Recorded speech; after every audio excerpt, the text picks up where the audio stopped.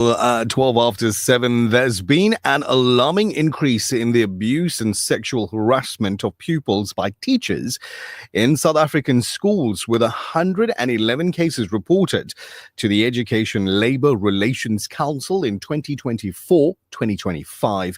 This represents a 35.4% increase from the 82 cases reported in the previous year and highlights the need for stronger safeguards, enforcement, and systematic reforms to protect children in schools.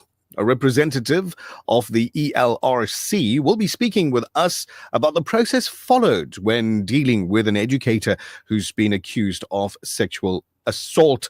Joining us on the program this morning is Education Labour Relations Council spokesperson Bernice Loxton. A very good morning to you and welcome to the Breakfast Rush on Radio Al-Ansar. Good morning to you and to the listeners too.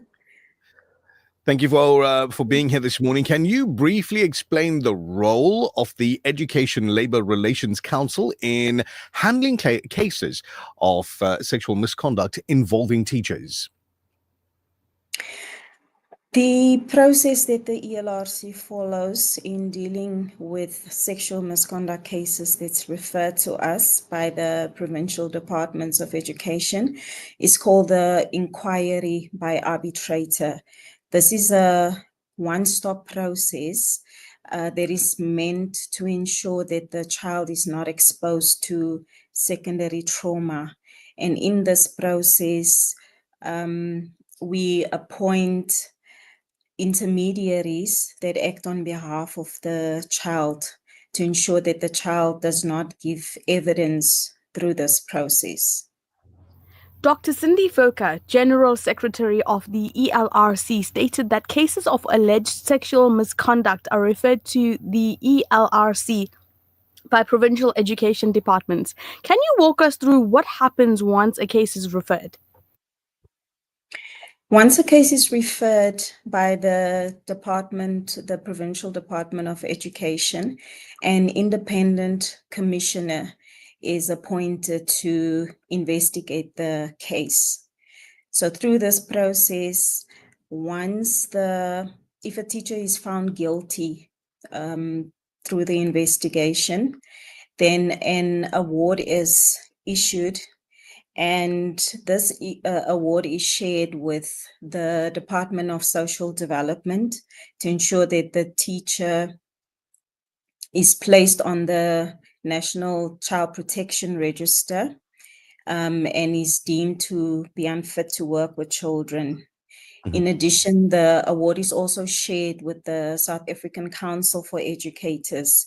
And they then, through their processes, if they find the teacher guilty as well, they are then struck off the roll, and the Provincial Department of Education also has to ensure that the teacher is blocked on PERSAL so that they don't find themselves back into the system.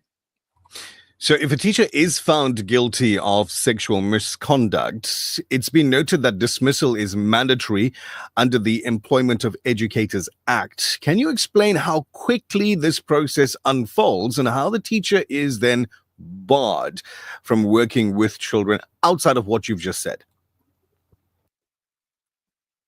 The process, once we issue the award, the process is immediate. So the teacher has to then be struck off the roll. The teacher is immediately then removed from the school in which they are teaching, and they are deemed unfit to work with children. So they are placed on the National Child Protection Register, and they're also blocked on PERSAL. So those processes unfold simultaneously, and the teacher is therefore not allowed to work with children anymore. Mm-hmm. Have there been any instances where provincial departments fail to comply with these reporting obligations? And if so, what are the consequences? We unfortunately can only speak to the role of the ELRC. Once the award is issued to the provincial Department of Education, the onus is on them to ensure compliance with the Criminal Law Amendment Act as well. And in this act, teachers are supposed to be vetted before they are appointed. The ones in the system also have to be vetted continuously. So the onus is then on the department to ensure that this is done. If you've just tuned in, we're speaking with Education and Labour Relations Council spokesperson Bernice Loxton. Final question from us for this morning. Given the widespread public concern following the recent cases in Matatiele, do you believe that the current mechanisms are sufficient to protect children in our schools? As mentioned before, in terms of the ELRC processes, we believe that those are sufficient. The only thing that is lacking is the implementation. So if all the different stakeholders ensure that the award is implemented, then all those loopholes are closed to ensure that teachers don't find themselves back into the system.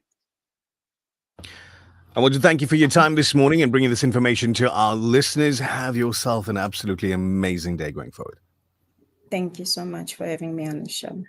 Only a pleasure. That was Education and Labour Relations Council spokesperson Bernice Loxton. Speaking on the subject this morning, the process for convicting teachers accused of sexual assault, and of course the consequences thereafter. Quite shocking. I think it's absolutely. I think it's an important subject as we get into yet another week where in the news and we're reading about this all over because it's not going to go away until it's adequately properly dealt with. The story of the young, I believe she was 7 years old, that is still dominating headlines with the spotlight also on how sexual predators are making it into the classroom. So this morning we've taken a look at the process followed in dealing with an educator accused of sexual assault. It is your breakfast rush. It's 90.4 FM here in Durban. And if you're out in Pietermaritzburg, 105.6 FM. But if you're somewhere else in the world, and check out our website, alansar.com, I believe it is these days. The Breakfast Rush, brought to you courtesy of the Willowton Group, at the forefront of innovation, and one of the leading competitors in the